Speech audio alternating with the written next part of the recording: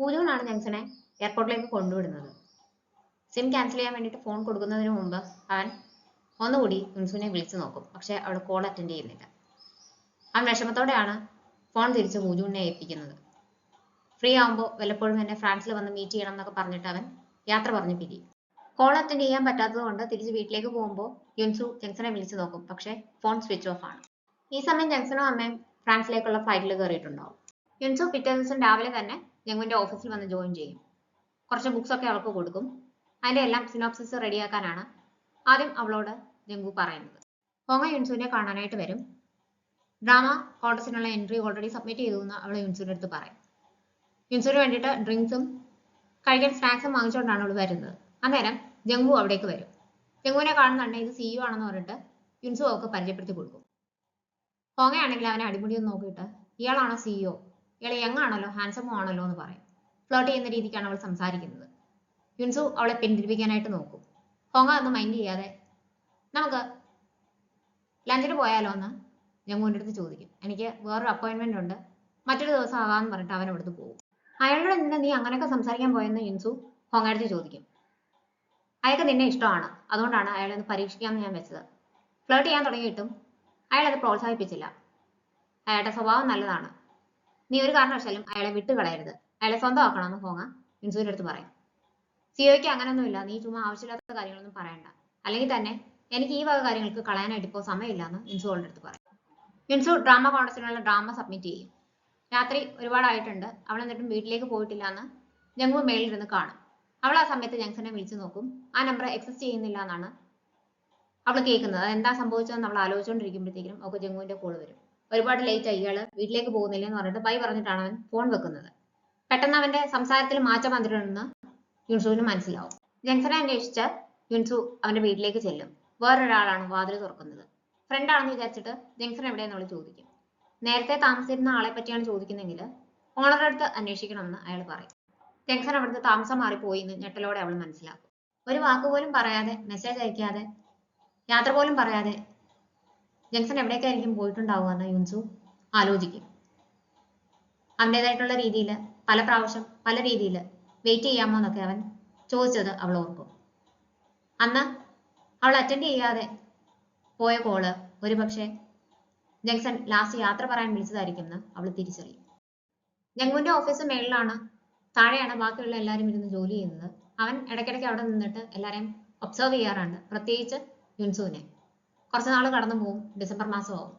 യുൻസു താമസിച്ചാണ് വീട്ടിലേക്ക് പോകുന്നതെന്ന് ജംഗുവിന് അറിയാം. ഇത്രയും ലേറ്റ് ആയിട്ട് ഇവിടെ ഇരിക്കരുത്, ഇയാൾ നേരത്തെ വീട്ടിലേക്ക് പോകാനായിട്ട് ശ്രമിക്കണമെന്ന് അവൻ ഒരു ദിവസം വന്നിട്ട് അവളുടെ അടുത്ത് പറയും. അന്ന് ഫുഡ് കഴിക്കാൻ പോകാൻ വരുന്നു എന്ന് അവൻ യുൻസുവിന്റെ അടുത്ത് ചോദിക്കും. ആദ്യം അവൾ സമ്മതിക്കുന്നില്ല. കുറച്ച് കഴിയുമ്പോൾ ചെല്ലാമെന്ന് പറയും. റെസ്റ്റോറൻറ്റിൽ എന്നിട്ട് സൂപ്പ് ടേസ്റ്റ് ചെയ്ത് നോക്കുമ്പോൾ ജംഗ്ഷൻ അവൾക്ക് പ്രിപ്പയർ ചെയ്ത് കൊടുത്ത സൂപ്പിന്റെ അതേ ടേസ്റ്റ് ആണ്. അവൾക്ക് പഴയ കാര്യങ്ങളൊക്കെ ഓർമ്മ വരും. അതുകൊണ്ട് തന്നെ അവൾക്കത് കഴിക്കാനായിട്ട് പറ്റുന്നില്ല. എന്താണ് പ്രശ്നം എന്ന് ജംഗു ചോദിക്കുന്നുണ്ട്. പക്ഷെ അവൾ റീസൺ പറയത്തില്ല. ജൂഹ ജംഗുവിനെ കാണാനായിട്ട് വരും. കുറെ നാളായാലും യുൻസുവിന്റെ കൂടെ വർക്ക് ചെയ്യാനായിട്ട് തുടങ്ങിയിട്ട് ആളെങ്ങനെയുണ്ടെന്നാണ് അഭിപ്രായം എന്ന് ചോദിക്കുമ്പോൾ അവൾ ഇൻക്രെഡിബിൾ ആണെന്നാണ് ജംഗു പറയുന്നത്. എനിക്ക് യുൻസുവിനെ ഇഷ്ടമാണ്, കുറെ നാളായിട്ട് ഞാൻ അവളെ വാച്ച് ചെയ്തുകൊണ്ടിരിക്കുകയാണ്, ഇനി അതിന്റെ ആവശ്യമുണ്ടെന്ന് തോന്നുന്നില്ല എന്ന് പറയുമ്പോൾ ഇത് യുൻസുവിന് അറിയാമോ എന്ന് ജൂഹ ചോദിക്കും. ഇല്ല, ഞാൻ അവളെ പ്രൊപ്പോസ് ചെയ്യാനായിട്ട് പോവുകയാണെന്ന് അവൻ മറുപടി കൊടുക്കും. യുൻസു നല്ല സീരിയസ് ആയിട്ടുള്ള ഒരാളാണ്, ഒരു കാര്യങ്ങളും കളിയായിട്ട് അവളെ എടുക്കാറില്ല. യുൻസു ഇയാളുടെ ടൈപ്പാണെന്ന് എനിക്ക് തോന്നുന്നില്ല. വെറുതെ ടൈം പാസിന് വേണ്ടിയിട്ടാണെങ്കിൽ നിൽക്കരുത്, അവൾ അങ്ങനെ ഒരു പെൺകുട്ടിയല്ല എന്ന് പറഞ്ഞിട്ട് ജൂഹ പിന്തിരിപ്പിക്കാനായിട്ട് നോക്കുന്നുണ്ട്. ഞാൻ എന്തെങ്കിലും കാര്യം സീരിയസ് അല്ലാതെ അപ്രോച്ച് ചെയ്യുന്നത് കണ്ടിട്ടുണ്ടോ എന്നാണ് ജംഗു തിരിച്ചു ചോദിക്കുന്നത്. അവൻ കാര്യമായിട്ട് പറഞ്ഞതാണെന്ന് ജൂഹയ്ക്ക് മനസ്സിലാവും. യുൻസു എന്റേതാണെന്ന് ജംഗു പറയുന്നുണ്ട്. പിറ്റേ ദിവസം രാവിലെ യുൻസുവിന് ബ്രോഡ്കാസ്റ്റിംഗ് സ്റ്റേഷനിൽ നിന്നൊരു കോൾ വരും. ഡ്രാമ കോൺടസ്റ്റിൽ അവൾ വിന്നറാണ്, അവാർഡ് സെറമണിക്ക് മുമ്പ് എന്തെങ്കിലും മാറ്റം ഉണ്ടെങ്കിൽ വിളിച്ചറിയിക്കാമെന്ന് അവർ പറയും. ഡ്രാമ കോൺടസ്റ്റിന്റെ റിസൾട്ട് വന്നു, വിന്നേഴ്സിനെയൊക്കെ അവരെ ബ്രോഡ്കാസ്റ്റിംഗ് സ്റ്റേഷനിൽ നിന്ന് വിളിച്ചു എന്നാണ് കേട്ടതെന്ന് പറഞ്ഞിട്ട് ഹോങ്ങ യുൻസുവിനെ വിളിക്കും. അന്നേരമാണ് അവൾ ആ ഹാപ്പി ന്യൂസ് ഷെയർ ചെയ്യുന്നത്. ഹോങ്ങ അവളെ കൺഗ്രാറ്റുലേറ്റ് ചെയ്യും. മീറ്റ് ചെയ്യാൻ പറ്റുമോ എന്ന് ചോദിക്കുമ്പോൾ ബോസ് എന്നെ കാണണമെന്ന് പറഞ്ഞിട്ടുണ്ട്, അതിനുശേഷം വരാമെന്ന് അവൾ പറയും. കാണാൻ പറ്റുമോ എന്ന് ചോദിച്ചിട്ട് ഹോങ്ങ വൂജുണിനെ വിളിക്കും. അവൻ ഹോസ്പിറ്റലിലായിരിക്കും, പക്ഷെ അവൾ വിളിക്കുന്നുണ്ടെ തന്നെ ചെല്ലാമെന്ന് സമ്മതിക്കും. പൂജൻ വരുന്നുണ്ടെ തന്നെ അവന് എന്തോ പ്രശ്നമുണ്ടെന്ന് മനസ്സിലാകുന്നുണ്ട്. ഡ്രാമ കോൺടസ്റ്റിന്റെ റിസൾട്ട് വന്നു, എനിക്ക് കിട്ടിയില്ല, പക്ഷെ യുൻസു ഇത് വിൻ ചെയ്തു. എനിക്ക് കിട്ടിയില്ലെന്നതിനെക്കാട്ടിലും എന്നെ വിഷമിപ്പിക്കുന്നത് യുൻസുവിന് ഇത് കിട്ടിയെന്നുള്ള കാര്യമാണെന്ന് അവള് ബൂജുവിന്റെ അടുത്ത് തുറന്നു പറയും. മീറ്റ് ചെയ്യുമ്പോൾ ജംഗു അവന്റെ ഫാമിലിയെ പറ്റി യുൻസുവിന്റെ അടുത്ത് ഷെയർ ചെയ്യും. എന്റെ അച്ഛൻ ഒരു ഫെയിൽഡ് ബിസിനസ്മാൻ ആയിരുന്നു. ആ ഒരു ഷോക്കിലാണ് അമ്മ മരിച്ചത്.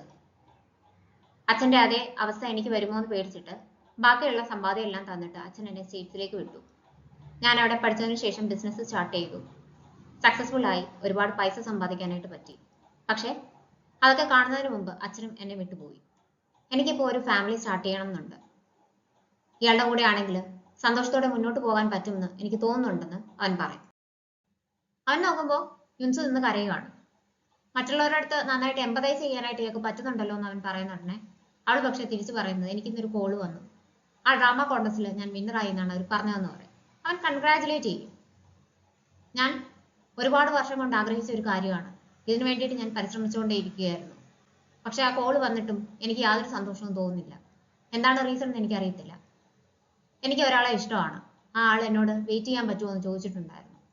ആൾ അവസാനമായിട്ട് വിളിച്ചപ്പോൾ എനിക്ക് ആ കോൾ അറ്റൻഡ് ചെയ്യാനായിട്ട് പറ്റിയില്ല. കാരണം ഞാൻ ഇയാളുടെ കൂടെ ആയിരുന്നു.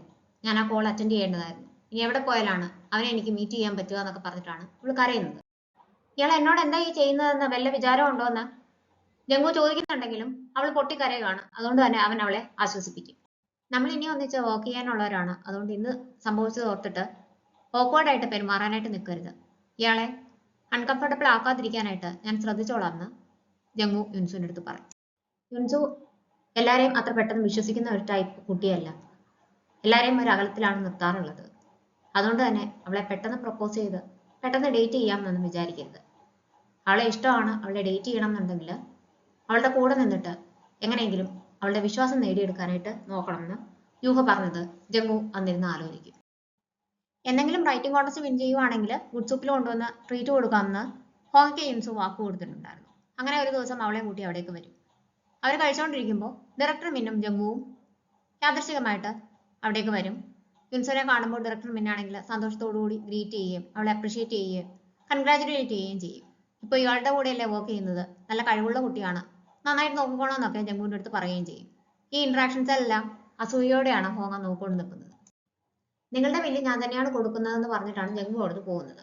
അതുകൊണ്ട് തന്നെ അങ്ങനെയാണെങ്കിൽ ഞാൻ വേറൊരു ദിവസം നിന്നെ ഇവിടെ കൊണ്ടുവന്ന് ട്രീറ്റ് തരാമെന്ന് യുൻസു ഹോങ്ങ എടുത്ത് പറയും. അയാൾക്ക് നിന്നെ ഇഷ്ടമാണ്, നിന്നെ പ്രപ്പോസ് ചെയ്തെന്നല്ലേ പറഞ്ഞത്, പിന്നെ എന്തുകൊണ്ടാണ് നീ ആ റിലേഷനെ പറ്റി കാര്യമായിട്ട് ചിന്തിക്കാത്തതെന്ന് ഹോങ്ങ ചോദിക്കുമ്പോൾ ഞാൻ സിൻഡ്രല്ല സ്റ്റോറിയിലൊന്നും വിശ്വസിക്കുന്നില്ല. എനിക്കിപ്പോൾ ഈ വക കാര്യങ്ങൾ ആലോചിച്ച് സമയം കളയാനായിട്ട് ഇല്ലതാനും.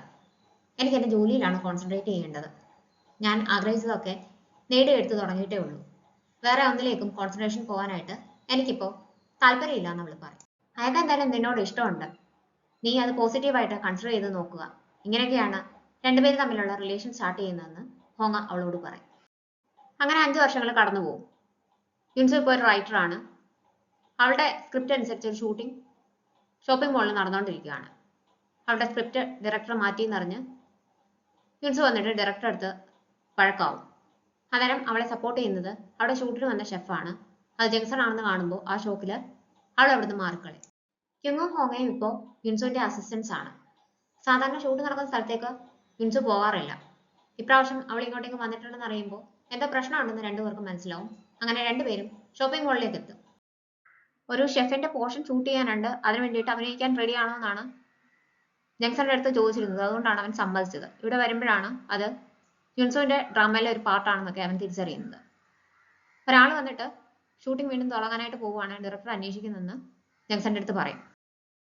റൈറ്ററിന്റെ സ്ക്രിപ്റ്റ് അനുസരിച്ചല്ലല്ലോ ഷൂട്ട് ചെയ്യാനായിട്ട് പോകുന്നത്, അതുകൊണ്ട് തന്നെ എനിക്കും ഷൂട്ട് ചെയ്യാൻ താല്പര്യമില്ല എന്ന് ഡയറക്ടറിന്റെ അടുത്ത് പറഞ്ഞേക്കുമെന്നാണ് ജംഗ്സൺ മറുപടി കൊടുക്കുന്നത്. അവിടെ പ്രശ്നമായി ഷൂട്ട് നിർത്തിവെച്ചു എന്നൊക്കെ അറിഞ്ഞിട്ട് ജംഗു അവിടേക്ക് വരും. ഞാനുള്ള പ്രശ്നങ്ങൾ ഉണ്ടാക്കിയത് ആ റൈറ്റർ ആണെന്ന് ഡയറക്ടർ പറയുമ്പോൾ അങ്ങനെയാണെങ്കിൽ റൈറ്ററുടെ സ്ക്രിപ്റ്റ് ഫോളോ ചെയ്യണമായിരുന്നു, അല്ലായിരുന്നുണ്ടെങ്കിൽ മാറ്റങ്ങൾ വരുത്തുന്ന അവരെ അറിയിക്കണമായിരുന്നു. ഇത് രണ്ടും നിങ്ങൾ ചെയ്തിട്ടില്ലായിരുന്നല്ലോ എന്ന് ജംഗു തിരിച്ചു ചോദിക്കും. ഇത് ഡയറക്ടർക്ക് ഇഷ്ടപ്പെടുന്നില്ല. ഞാൻ കാരണമാണ് ഇങ്ങനെ സംഭവിച്ചതെന്നാണ് നിങ്ങൾ പറയുന്നത്. ആ ഷെഫും ഷൂട്ട് ചെയ്യാൻ താല്പര്യമില്ല എന്ന് പറഞ്ഞിട്ട് പോയി എന്ന് പറയുമ്പോൾ അയാളെ ഞാൻ പറഞ്ഞ് കൺവിൻസ് ചെയ്യിച്ചോളാം എന്ന് ജംഗു പറയും. പക്ഷെ ഡയറക്ടർക്ക് ദേഷ്യമാവും. എനിക്ക് ഈ ഷൂട്ട് കണ്ടിന്യൂ ചെയ്യാൻ താല്പര്യമില്ല എന്ന് പറഞ്ഞിട്ട് അയാൾ അവിടുന്ന് പോകും. ഇന്നത്തെ ഷൂട്ട് ക്യാൻസൽ ചെയ്തതുകൊണ്ട് എനിക്ക് എത്രമാത്രം നഷ്ടം വന്നെന്ന് അറിയാമോ എന്ന് ചോദിച്ചിട്ട് ജംഗു വരുന്നത് ജംഗ്സന്റെ അടുത്തേക്കാണ്. കൊറിയയിലേക്ക് വന്നതിന് ശേഷം ജംഗ്സൺ ഇപ്പോൾ ജംഗുവിന്റെ കമ്പനിയുടെ കീഴിലാണ് വർക്ക് ചെയ്യുന്നത്. പണ്ട് അവൻ ജോലി ചെയ്തിരുന്ന ഗുഡ് സൂപ്പ് എന്ന് പറഞ്ഞ റെസ്റ്റോറന്റ് ജംഗു ഏറ്റെടുത്തിട്ടുണ്ടായിരുന്നു. അത് നോക്കി നടത്തുകയാണ് ജങ്സൺ. 1 വർഷത്തിനുള്ളിൽ ലാഭത്തിൽ കൊടുക്കാം എന്നുള്ള കണ്ടീഷനിലാണ് അവനവിടെ ജോലി ചെയ്തു തുടങ്ങുന്നത്. ആ ഡയറക്ടർ എന്തുകൊണ്ടാണ് സ്ക്രിപ്റ്റ് ഫോളോ ചെയ്യാത്തതെന്ന് ജംഗുവിൻ്റെ അടുത്ത് ജങ്സൺ ചോദിക്കും.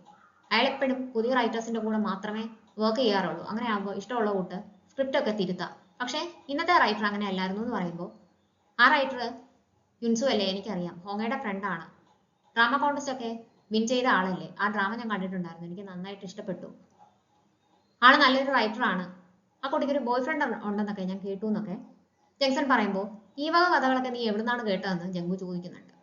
പിന്നീട് ഒരു ഫ്ലാഷ് ബാക്ക് ആണ്.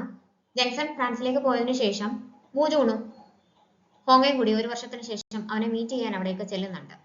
അവിടെ വെച്ചിട്ട് യുൻസുവിന് ഡ്രാമ കോൺടെസ്റ്റിൽ പ്രൈസ് കിട്ടിയെന്ന് ഹോങ്ങ ഷെയർ ചെയ്യുകയും, അത് കേൾക്കുമ്പോൾ ജങ്സന് സന്തോഷവും. ഡ്രാമയുടെ ടൈറ്റിൽ അവൻ കൃത്യമായിട്ട് പറയും. ഞാനാണ് ടൈറ്റിലിന് വേണ്ടിയിട്ട് ഹെൽപ്പ് ചെയ്തെന്ന് ഹോങ്ങ എൻ്റെ ഇടയ്ക്ക് പറയുന്നുണ്ട്. പക്ഷേ ജങ്സൺ ആ ടൈറ്റിൽ അങ്ങനെ പറയുമ്പോഴത്തേക്കും അവൻ എങ്ങനെ അറിയാമെന്ന് അവൾക്ക് അറിയണം. യുൻസു എന്നോട് ഇതിനെപ്പറ്റി സംസാരിച്ചിട്ടുണ്ടായിരുന്നു എന്ന് അവൻ പറയും. നിനക്ക് അവളെ ഇഷ്ടമായിരുന്നു എന്ന് ഹോങ്ങ അവനോട് ചോദിക്കും. എനിക്ക് ഇഷ്ടമായിരുന്നു, പക്ഷേ യുൻസു എന്നെ റിജക്ട് ചെയ്തു എന്ന് അവൻ പറയുമ്പോൾ ഇവക്ക് ചെറുതായിട്ട് അസൂയ വരും. തീർച്ചയായിട്ടും നിന്നെ അവൾ റിജക്ട് ചെയ്യും, കാരണം നിങ്ങൾ തമ്മിൽ നല്ല പ്രായ വ്യത്യാസം ഉണ്ടായിരുന്നല്ലോ. ഇപ്പോൾ അവൾ മറ്റൊരാളെ ഡേറ്റ് ചെയ്യുകയാണ്, അവളെക്കാട്ടിൽ മൂത്ത ആളാണ്, ഹാൻസം ആണ്, റിച്ച് ആണ്. അങ്ങനെ ഒരാളെ ഏതൊരു പെൺകുട്ടിയും കൊതിക്കും. അങ്ങനെ ഒരാളെയാണ് അവൾ ഡേറ്റ് ചെയ്യുന്നതെന്ന് അവൾ പറയുന്നുണ്ട്.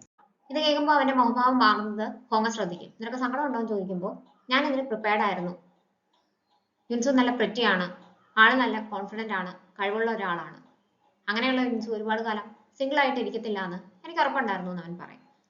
ഈ കോംപ്ലിമെന്റ്സ് ഒക്കെ ഞാനാണ് യൂഷ്വലി കേൾക്കാറുള്ളത്. വേറൊരാളെ പറ്റി ഇത് കേൾക്കുമ്പോൾ എനിക്കത് ഓക്വേർഡായിട്ട് തോന്നുന്നുണ്ട്. അങ്ങനെയാണെങ്കിൽ ഇയാൾക്ക് എന്നെ ഡേറ്റ് ചെയ്തുകൂടെ എന്ന് ഹോങ്ങ അവനോട് ചോദിക്കും. പക്ഷേ എനിക്ക് അങ്ങനെയൊന്നും ഇല്ലാന്ന് പറഞ്ഞിട്ട് അവൻ അന്നേരം തന്നെ അവളെ റിജക്ട് ചെയ്യുകയാണ്. ഇത് ഹോങ്ങയ്ക്ക് ഇഷ്ടപ്പെടുന്നില്ല. വീണ്ടും റീസൺ ഒക്കെ ചോദിക്കുന്നുണ്ടെങ്കിലും എനിക്ക് ഡേറ്റ് ചെയ്യാൻ താല്പര്യമില്ല എന്ന് തന്നെയാണ് അവൻ പറയുന്നത്. ഇവര് സംസാരിച്ചുകൊണ്ടിരിക്കുമ്പോൾ റെസ്റ്റ് റൂമിലേക്ക് പോയ പൂജും തിരിച്ചു വരും. ഇവിടുത്തെ പഠിത്തവും നിന്റെ ട്രെയിനിങ്ങും എല്ലാം കഴിഞ്ഞിട്ട് നാട്ടിലേക്ക് തിരിച്ചു വരുമ്പോൾ എന്നെ കൂടി നീ കൂടെ കൂട്ടണം, ഒരു ഷെഫ് ആകാനായിട്ട് ഞാൻ തീരുമാനം എടുത്തു കഴിഞ്ഞു എന്ന് പൂജുൻ അവിടെ വെച്ച് ജങ്സൺ എടുത്ത് പറയും. ഹോങ്ങ അവനെ നിരുത്സാഹപ്പെടുത്താനും കളിയാക്കാനും ശ്രമിക്കുന്നുണ്ട്. പക്ഷേ ജങ്സൺ സമ്മതിക്കും. അന്ന് അവിടുന്ന് തിരിച്ചു പോകുമ്പോൾ ഇന്ന് ആ പ്രശ്നങ്ങളൊക്കെ നടന്നതിന്റെ ഇടയ്ക്ക് തന്നെ വീണ്ടും ജങ്സനെ കണ്ടുമുട്ടേണ്ടി വന്നല്ലോ എന്നുള്ളൊരു ചിന്തയാണ് യുൻസുവിന്. അന്നത്തെ സംഭവങ്ങളുടെ വീഡിയോ ആരോ സോഷ്യൽ മീഡിയയിൽ പോസ്റ്റ് ചെയ്തിട്ടുണ്ട്. അത് വൈറലാകാനായിട്ട് തുടങ്ങിയിട്ടുണ്ട്. ഹ്യുങ് അതിനെപ്പറ്റി പരാതി പറയും. യുൻസുവിന് ശ്രദ്ധ അവിടെ എങ്ങുമല്ല. ആരാണ് ഇന്നത്തെ ഷെഫിനെ റിക്രൂട്ട് ചെയ്തതെന്ന് അവള് ഹോങ്ങയെടുത്ത് ചോദിക്കും. എന്തിനാ ഇപ്പൊ അതറിയുന്നതെന്ന് അവള് തിരിച്ചു ചോദിക്കുന്നുണ്ട്. അത് ജങ്സൺ ആയിരുന്നു എന്ന് യുൻസു പറയും. ഹോങ്ങയുടെ മുഖം കാണുമ്പോൾ അവളും അതിനെപ്പറ്റി അറിഞ്ഞിട്ടില്ലായിരുന്നു എന്ന് നമുക്ക് മനസ്സിലാവും. ആരാണ് ജങ്സൺ എന്ന് ഹ്യുങ് ചോദിക്കുന്നുണ്ട്. പക്ഷെ രണ്ടുപേരും മറുപടി പറയത്തില്ല.